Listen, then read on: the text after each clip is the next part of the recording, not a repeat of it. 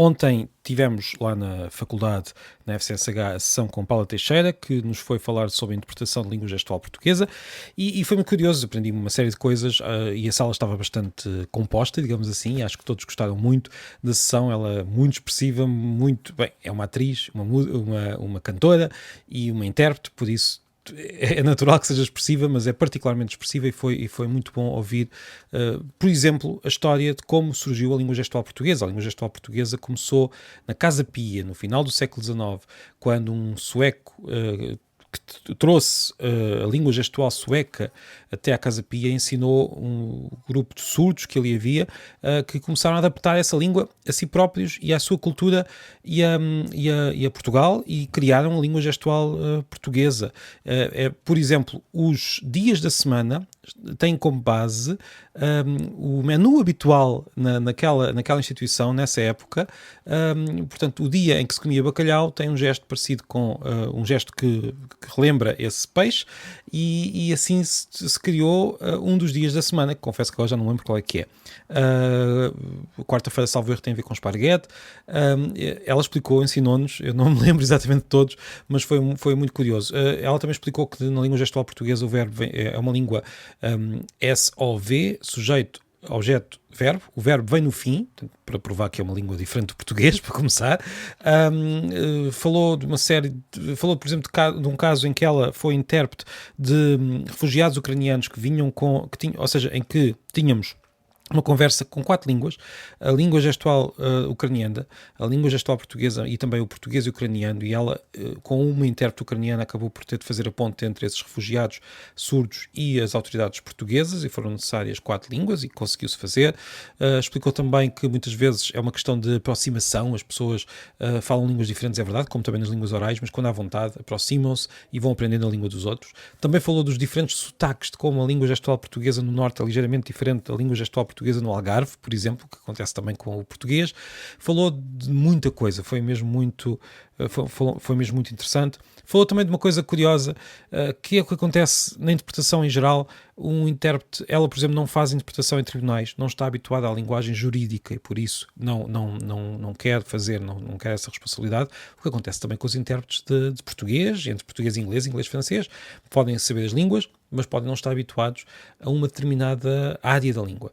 Também falou da criação de novos termos, por exemplo, durante a Covid, como os intérpretes de língua gestual portuguesa tiveram de criar, por vezes, novos termos, o que aconteceu também com a própria língua portuguesa, se pensarmos bem.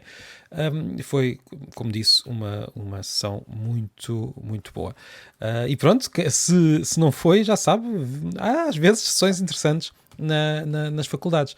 E gostava também de hoje continuar falando aqui de outra questão, que tem que ver com sotaques, precisamente, porque isto foi um vídeo que eu acabei de criar há pouco para umas outras redes sociais, em que falei disto, porque recebi alguns comentários que mostram um fenómeno muito antigo e que é hoje raro, felizmente, ou mais raro, mas que sempre existiu e continua a existir, que é a aversão aos sotaques dos outros e à variação linguística. Pode ser a aversão a outras línguas, em países com várias línguas, como são quase todos, mas é verdade, às vezes já a aversão a essas outras línguas. Ou então pode ser simplesmente aversão a sotaques ou a formas diferentes de falar, seja do mesmo país, seja em países diferentes. E esta aversão tem um nome, que começou na França há pouco tempo. É um nome recente para um fenómeno muito antigo, e esse nome é glotofobia. Ou seja, o medo da língua. Agora, por que razão estamos a usar fobia neste contexto, quando isto não é um medo, mas sim uma aversão? Bem, se vimos bem, muitas vezes as aversões a alguma coisa partem do medo. Neste caso é o medo de alguém destruir algo sagrado como a língua, que é vista como algo imutável, que as pessoas depois destroem no dia-a-dia, quando não é nada disso. A língua parte precisamente do dia-a-dia, e nós podemos depois ver o sistema que está por trás, mas não há algo etéreo, lógico, perfeito, que nós destruímos. Não é isso que acontece. Mas penso que é essa ideia que está por trás de alguma desta glotofobia. Outras vezes é apenas desprezo pelas outras pessoas, acontece em muitas áreas, e a glotofobia é apenas uma demonstração desse desprezo. Outras vezes é apenas falta de hábito, as pessoas não estão habituadas e estranham. Há muitas formas de ver isto, e muitas formas de ou melhor, há muitas origens para este fenómeno. E porquê é que eu associei aqui os dois? Porque no caso da língua gestual portuguesa não se nota, felizmente, esta glotofobia, pelo menos hoje, mas nota-se sim falta de conhecimento, que todos temos. Eu também não conheço muito e gostava de conhecer mais.